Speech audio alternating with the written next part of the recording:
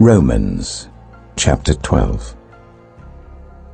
Therefore, I urge you, brothers and sisters, in view of God's mercy, to offer your bodies as a living sacrifice, holy and pleasing to God. This is your true and proper worship. Do not conform to the pattern of this world, but be transformed by the renewing of your mind. Then you will be able to test and approve what God's will is, His good, pleasing, and perfect will. For by the grace given me, I say to every one of you, do not think of yourself more highly than you ought, but rather think of yourself with sober judgment, in accordance with the faith God has distributed to each of you. For just as each of us has one body with many members, and these members do not all have the same function, so in Christ we, though many, form one body, and each member belongs to all the others.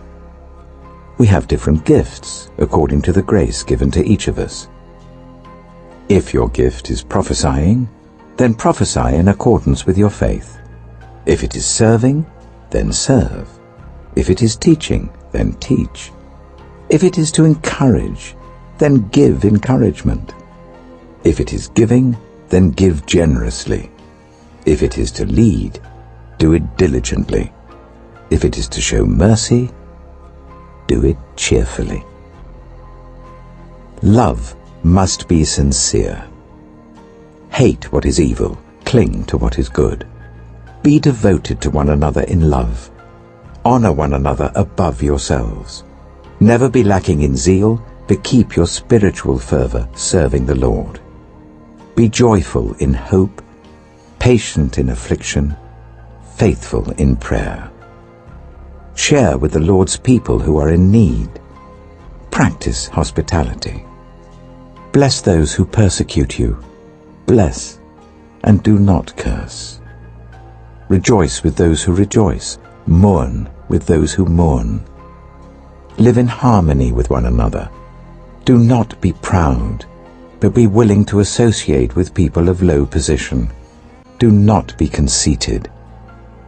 Do not repay anyone evil for evil. Be careful to do what is right in the eyes of everyone.